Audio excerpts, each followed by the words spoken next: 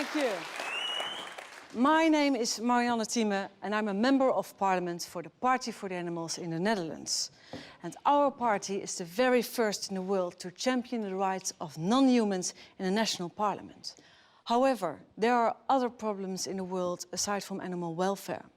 So tonight I'm going to tell you some very hard truths about what we are doing to our planet. And I'm so pleased that you are ready to face up to these realities.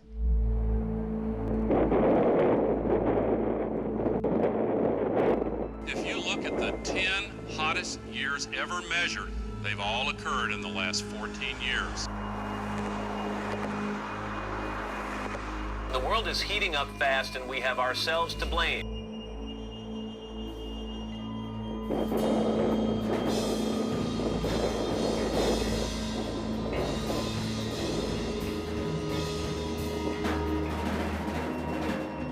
Global warming is real, and we humans are almost certainly the cause. Global warming, that's the world's greatest current concern. Everyone finds themselves in its grip, from scientists to politicians to the Secretary General of the UN and even Leonardo DiCaprio. We face a convergence of crises. Industrial civilization has caused irreparable damage. By the middle of the century, there may be 150 million environmental refugees. Not only is it the 11th hour, it's 11:59. But it's that other film made by Nobel Prize winner Al Gore, which has truly succeeded in putting this global problem on the map. An Inconvenient Truth was a real wake-up call to the world. This was a great achievement for Al Gore. However, he forgot something rather important. The consequences of global warming are enormous. The climate researchers from the Intergovernmental Panel on Climate Change have estimated that by the year 2100, 1 to 3 billion people will be in dire need of fresh water. Hunger will increase throughout large parts of the globe. So it should come as no surprise that global warming is currently our foremost concern. Everyone who has seen Al Gore's film knows that our Earth is in bad shape. Greenhouse gas emissions must be reduced. This is on the agenda of every world leader. The causes of global warming must be dealt with now. And so, together we must identify the greatest emitters of greenhouse gases in our society. What do you think? What are the sources of greenhouse gases? The cars we're driving and the water waste and all the trash we don't care where we're throwing it, that's what I think. Cars, buses. It's industry, it's gasoline, it's energy use. All the fumes from Cars, too many vehicles maybe. Fumes in the air, all the gas and people driving in the city. Cars, factories, planes. Much in the aviation industry hasn't helped. I mean, one airplane can fly across country and it's like 40 tons of carbon. 40 tons, that's a lot. I think in one word, I would say pollution.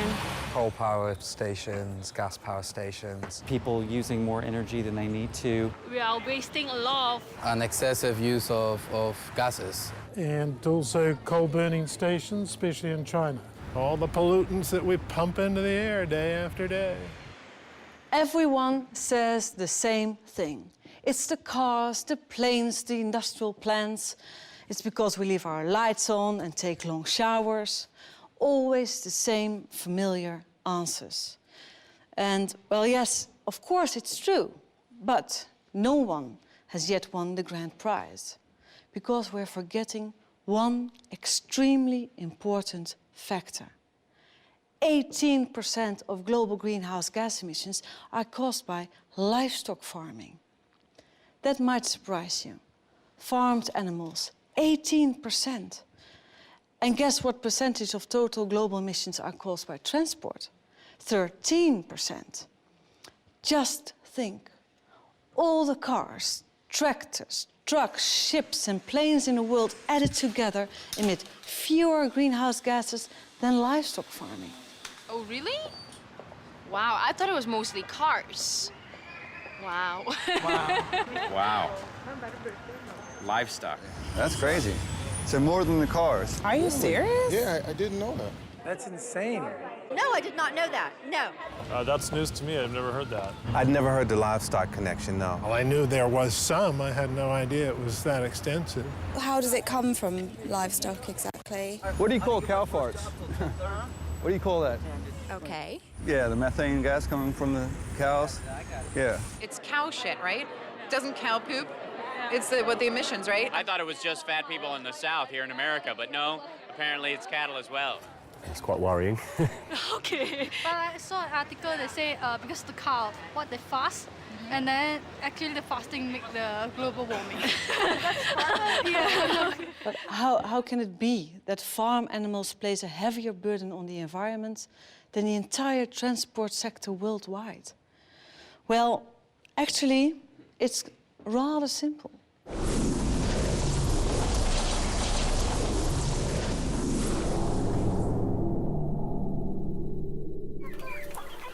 Once upon a time, a farmer was someone who owned land and some animals. Nice and quiet around here. If there was more land, then he bought some more pigs, a few chickens, and some cows. Well, that's a fine kettle of fish.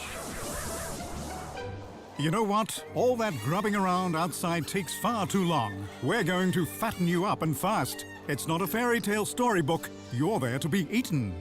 Not sure that's such a compliment, really. We'll squeeze you all together nice and efficiently, and you'll all get sick right away. You're telling me. Listen, Piggy, I'm not interested in your personal vision right now. In the Netherlands alone, you lot produce 70 billion kilos of dung. Do you know how bad that is for the environment and the climate? Sorry for living. Did you know that cows of all farm animals are the largest producers of greenhouse gases, mostly through all that belching and farting? Do you know what the problem is? You're eating us out of house and home. Who was just so pleased about fattening us up?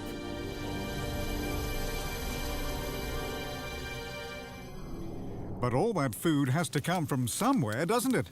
So we destroy the rainforests and plant soya crops instead. But the rainforests are really important for the absorption of carbon dioxide.